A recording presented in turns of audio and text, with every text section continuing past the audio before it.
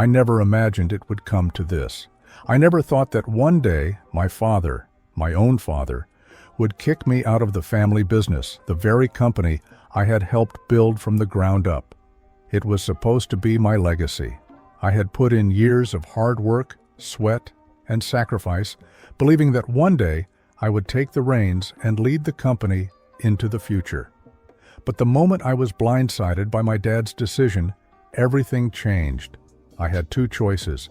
I could either walk away defeated, or I could take control of the situation and show him who the real boss was. I'll be honest, when my dad told me I was no longer welcome in the family business, it hurt.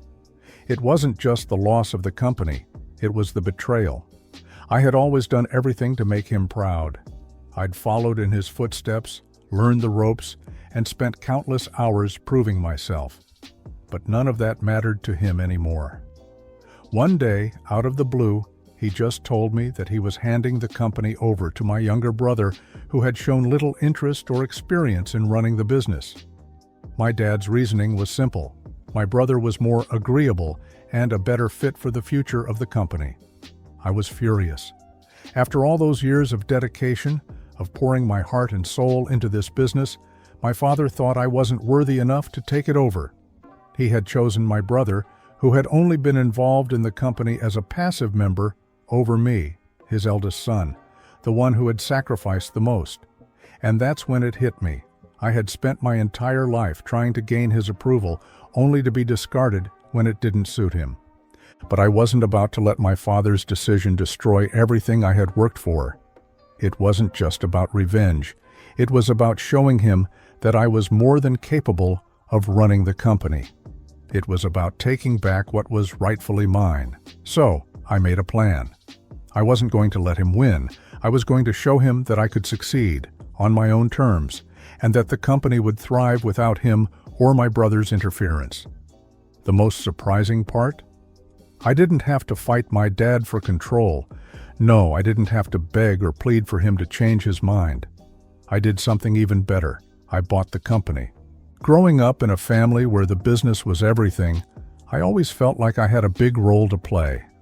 My dad started the company when I was just a kid. It wasn't always smooth sailing. There were struggles, lean years, and a lot of hard work. But eventually, the company grew into a success. It became a well-known name in our industry, and Dad was proud of what he had built. I always admired his drive and dedication, and from a young age, I knew that one day I would take over the reins and carry on his legacy. But things didn't exactly unfold the way I had imagined. Over the years, I worked side by side with my dad, learning everything I could. I helped run operations, met with clients, handled the financials, and did everything in my power to make sure the business kept growing. I didn't mind sacrificing my personal life for the company. It was what I had been raised to do. I was the one who took the business trips, the one who stayed late in the office, the one who made the tough decisions. My dad seemed to be grooming me to take over, and I felt ready for the responsibility. But things began to change when my younger brother Jake started showing interest in the business. At first, it wasn't anything major. He was just helping out during summer breaks, sitting in on meetings, learning the basics. But as the years went by, Jake became more and more involved in the company, and that's when things started to shift. I noticed my dad paying more attention to him, praising his ideas, and even making him part of the decision-making process on things that I had always handled. It was subtle at first, and I didn't want to make it a big deal. After all, Jake was my brother, and if he had a passion for the business, I should support him. But something inside me started to feel off. I had put my heart and soul into this company, and now it felt like my dad was starting to favor Jake, despite the fact that he had little experience and wasn't nearly as dedicated as I was. My dad would often say things like, "Jake's got a fresh perspective. He's got ideas we need to hear." It was clear that my father thought Jake's fresh perspective was the future of the business. Meanwhile, I was being pushed into the background. I tried to ignore it at first, telling myself that I was being paranoid, but deep down, I couldn't shake the feeling that something was changing. One day, my father called me into his office. I had just come back from a business trip, and I thought we were going to discuss the next steps for the company, the plans for growth. Instead, my dad dropped a bombshell. He had decided that Jake was going to take over the company. My heart sank. I had spent my whole life preparing for this moment, thinking that one day I would be the one to lead. But my father had made a decision that left me completely blindsided. "It's time for a change," my dad said. "Jake's the one with the vision for the future. You've done great work, but I think it's time to let him take charge." I was speechless. I couldn't believe what I was hearing. I had worked harder than anyone in the family. I had sacrificed so much to help this company succeed, and now my father was telling me that I wasn't good enough? I asked him why, and he just gave me the same answer. Jake was the one who fit the company's needs going forward. My dad had made up his mind, and I had no say in the matter. I had never felt so small, so insignificant in my entire life. As I walked out of his office, the weight of his words crashed down on me. I didn't understand how it had come to this. I had always believed that my hard work would pay off, that my loyalty to the family business would be rewarded. But here I was, left out in the cold. It wasn't just a job to me, it was my life's work. The company was my legacy. That was the turning point for me. I could have walked away, accepted my dad's decision, and moved on with my life. But something inside me snapped. I wasn't going to let my father or anyone else take what I had worked for. I wasn't just going to walk away and let Jake take control. I would show them all. After my father's decision to hand the business over to Jake, I was filled with a mix of anger, betrayal, and disbelief. I couldn't just sit back and watch someone else take over what I had worked so hard for. But the reality was, I wasn't going to be able to just march into my dad's office and demand my rightful place at the helm. If I was going to take back control of the family business, I had to be strategic. I had to think this through, and most importantly, I had to outsmart them both. The first thing I did was take a step back and analyze the situation. Jake had been given control of the company, but there was one thing that he didn't have: the knowledge, experience, or the business acumen to actually run it. Jake was the fresh perspective my dad had been so enamored with, but he didn't have the leadership skills or understanding of the company's inner workings like I did. I knew this better than anyone. I had been there through every major decision, through the difficult years, and I understood the operations like the back of my hand. Jake had always been more focused on the image of the company, how it looked on paper, the branding, the social media presence. But I knew that to make the company truly successful, you needed more than just a strong image. You needed substance, strategy, and strong management. I had been the one handling the day-to-day operations, making sure things ran smoothly. Jake, on the other hand, had always been more interested in the perks of the position rather than the work that came with it. So I started collecting information. I spent time reviewing financial records, studying the company's market position, and identifying areas where I knew Jake's inexperience would be his downfall. I knew the weaknesses of the business better than anyone, and I was going to use that to my advantage. But I wasn't going to do it recklessly. I needed to keep my plans under wraps for now, so I began working quietly in the background, gathering evidence and looking for the right moment to strike. The more I observed Jake, the more I realized that he wasn't as in control as my father believed. He lacked the respect of the employees, who had always seen me as the one who truly understood the business. I had a few key people still on my side, people who had been with the company for years and knew the value I brought to the table. They were concerned about Jake's ability to lead, but none of them had the courage to speak out. I knew I could use their loyalty to my advantage. But there was more to my plan than just waiting for Jake to slip up. I had been saving up for years, slowly building my own resources. I had enough capital to make a move, but I needed to find the right opportunity to strike. I knew that if I wanted to take control of the company, I would have to do it from the inside. I couldn't just fight my dad's decision head-on. I had to find a way to buy the company out from under them. I began quietly researching how I could acquire a controlling stake in the business. I knew the company's current valuation and the financial arrangements my dad had put in place. It wouldn't be easy, but I had enough connections to get the financial backing I needed. I started reaching out to potential investors, business partners who would be willing to support me in taking back what was mine. I didn't tell anyone about my plan, not my dad, not Jake, and certainly not anyone else in the company. I needed to keep everything secret for as long as possible. I spent weeks gathering documents, arranging meetings, and securing financing. Each day I got closer to my goal. I was going to make Jake's promotion a huge mistake, and I wasn't going to stop until I had what I deserved. The moment came when I knew I was ready. The financial backers were in place, the legal paperwork was set, and the timing was perfect.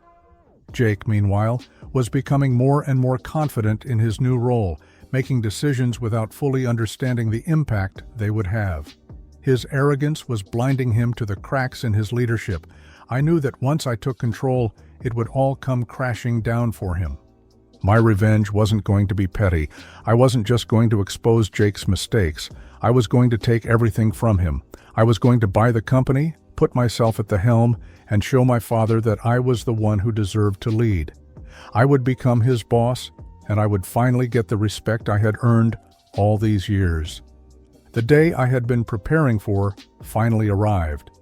It had been months of quiet planning, and now I was ready to execute my revenge.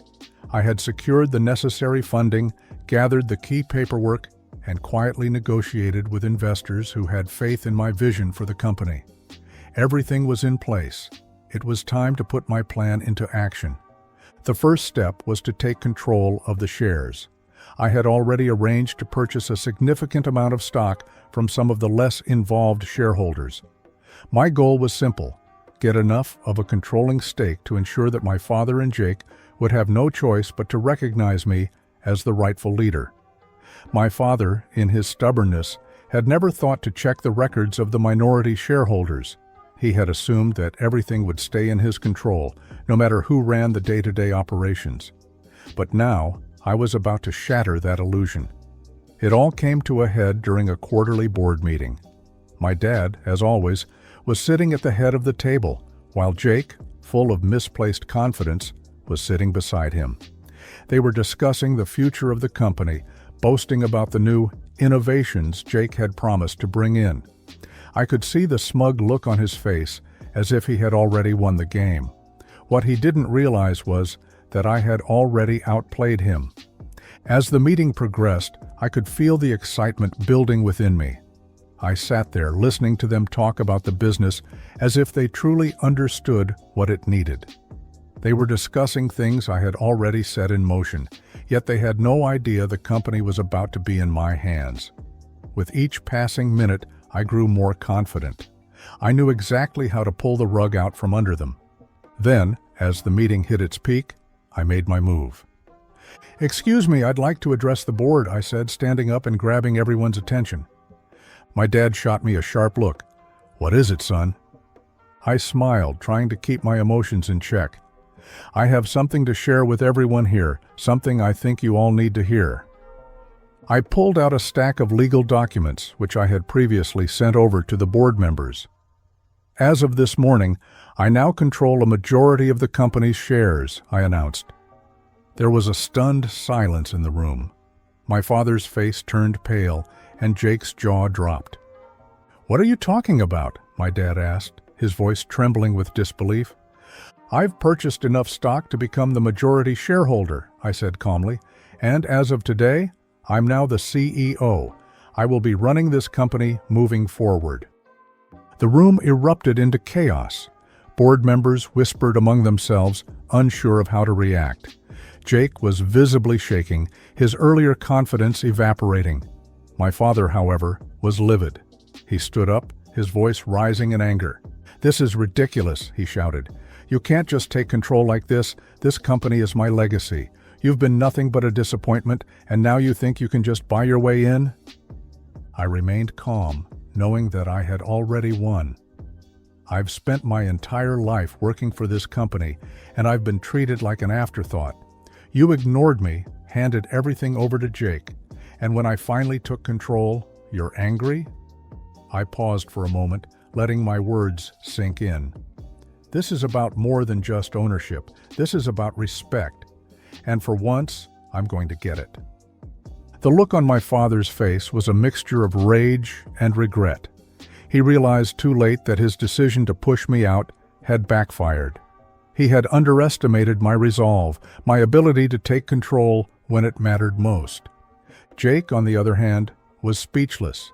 He had never been in a position of power, and now he found himself on the outside looking in. I could see the panic in his eyes as he realized the extent of his mistake. All of his plans, his supposed vision for the company, crumbled in an instant. The final blow came when I called for a vote. With my controlling stake, I had the majority of the board on my side. I announced that, effective immediately, I was taking over as CEO. Jake would no longer have a role in the company. It was over. My dad tried to argue, tried to plead with me to reconsider. But it was too late. The decision had been made. I had won. The room fell silent as I took my seat at the head of the table, the weight of what had just happened sinking in. My father and Jake had been defeated. I wasn't just their son anymore. I was their boss. The company that I had worked my whole life to build, that I had sacrificed for, was now in my hands. It felt surreal. There was a part of me that was glad I had finally taken control, but there was also a part that mourned what had happened. I had won, but at what cost? My relationship with my father would never be the same, and the family dynamic had shifted forever. But deep down, I knew it was necessary.